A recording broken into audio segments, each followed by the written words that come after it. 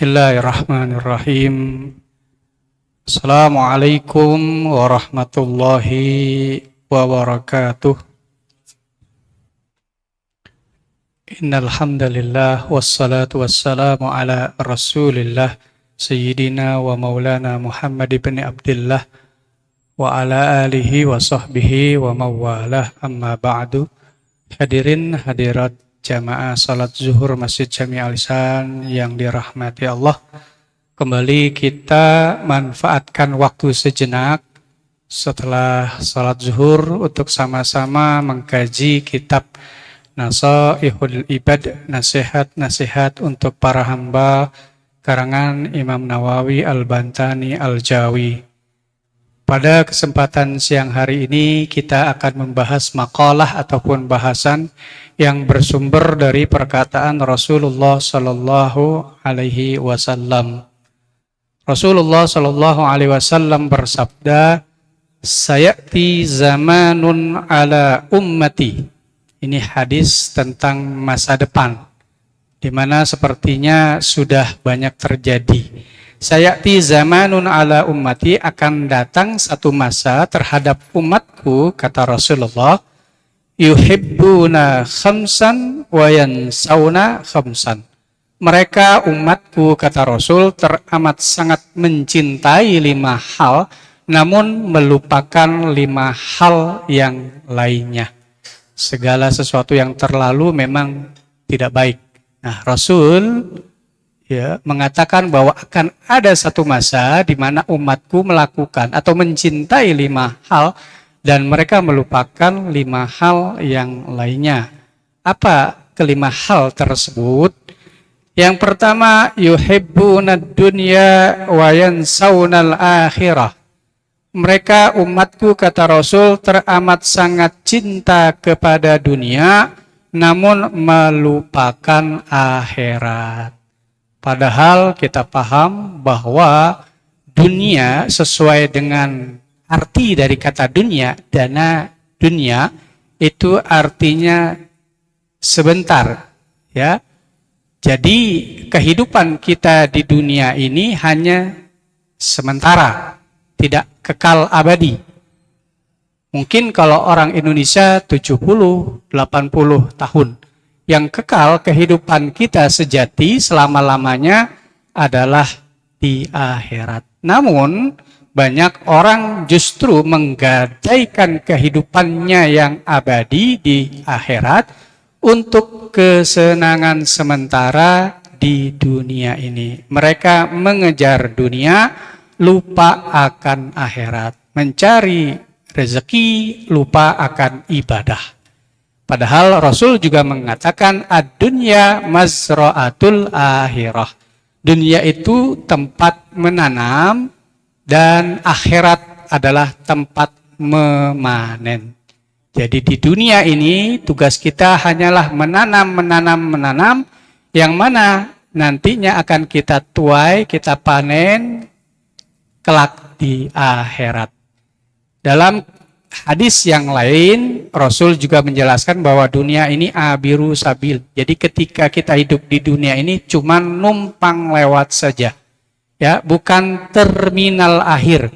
Kita pasti akan meninggalkan dunia. Kita enggak selama-lamanya di dunia. Kehidupan sejati yang kekal kita adalah kelak di akhirat. Jangan sampai kita menggadaikan dunia yang sementara untuk kenikmatan abadi di akhirat. Kemudian yang kedua, yuhibbunal hayata wa yansawnal mauta. Mereka umatku, kata Rasul, teramat sangat mencintai hidup dan lupa akan kematian, lupa mati. Padahal kullu nafsin dha'iqatul maut. Setiap yang bernyawa pasti akan merasakan kematian. Walaupun kita nggak tahu kapan datangnya, di mana, sedang apa kita, tapi itu pasti selama kita masih punya nyawa. Dan juga kematian, sehebat apapun kita, sepowerful apapun kita, ya, ketika memang sudah ajalnya, kita tidak bisa lari darinya. Qul innal mautal ladzi tafirruna minhu fa innahu mulaqikum. Katakanlah sesungguhnya kematian yang kalian lari darinya, maka justru kematian itu akan mendatangi kalian. Ya, jangan sampai gara-gara hidup di dunia kita lupa yang namanya kematian. Makanya kita perlu cara agar senantiasa mengingat mati.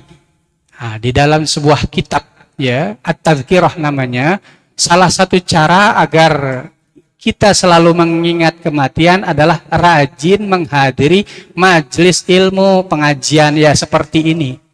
Ya, dengan kita menghadiri majelis ilmu kita akan diingatkan akan kematian. Kemudian yang ketiga, yuhibbunal qusura wa yansawnal kubur. Mereka teramat sangat mencintai istana, rumah maksudnya ya.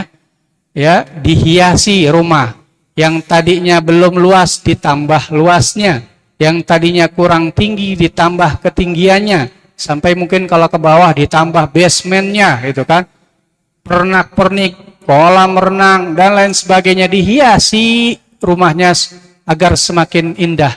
Namun mereka lupa akan kehidupan, akan rumah masa depannya, yakni kubur. Di mana ketika sudah mati, pasti kita akan menempati rumah singgahan sebelum kita ke akhirat, yakni ke kubur kita. Kubur kemungkinannya hanya dua, terang atau gelap, lapang atau sempit, raudhah atau hufrah, taman surga atau neraka. Nah, itu tinggal pilihan kita. Nah, agar kubur kita terang, lapang, menjadi pertamanan surga, ada amalan yang bisa kita lakukan yang bisa mewujudkan itu. Apa? 4 amalan yang bisa menerangkan kubur, melapangkan kubur. Yang pertama, muhafadzatus shalawat. Kita jaga sholat kita. Dari subuh, zuhur, asar, maghrib, isya, kita jaga jangan sampai ada yang bolong. Nah, ketika kita bisa menjaga sholat kita, itu modal kita agar kuburan kita menjadi terang dan lapang. Yang kedua, sedekah atau sedekah ya. Itu juga bisa menjadi penerang pelapang kubur kita, rajin sedekah. Sedekah tidak dilihat dari kecil besar atau sedikit banyaknya. Yang penting kita terus membiasakan diri bersedekah, karena itu juga investasi untuk rumah tinggal kita di alam kubur. Kemudian wa qiraatul Quran, membaca Al-Quran, tadarus Al-Quran ya. Sehari sehalaman kah, atau intinya rutin kita membaca Al-Quran, tadarus Al-Quran, itu juga menjadi penyebab kubur kita menjadi terang dan juga lapang. Dan terakhir adalah rajin membaca tasbih, subhanallah, subhanallah, subhanallah, bisalat. Mungkin itu juga merupakan cara kita agar nanti kubur kita menjadi lapang dan terang. Kemudian yang keempat, kata Rasul, yuhibbunal mala wa yansawnal hisab. Umatku kelak akan sangat mencintai harta dan lupa akan adanya hisab, perhitungan. Sibuk mengumpulkan harta ya, tiap hari, tiap bulan, tiap tahun terus dihitung ya, dicari sumbernya dari mana lagi nih, dari bisnis kah, dari kontrakan kah, dari sewa apakah ya, dan lain sebagainya terus, dan lupa bahwa dari harta kita itu akan ada hisab perhitungannya. Ketika cara mendapatkannya halal, tapi cara mengeluarkannya tidak halal, haram, nggak selamat tuh kita hisapnya. Sebaliknya, ketika dapatnya aja udah salah, haram, tapi penggunaannya betul untuk sedekah bantu orang lain, tetap salah. Ya.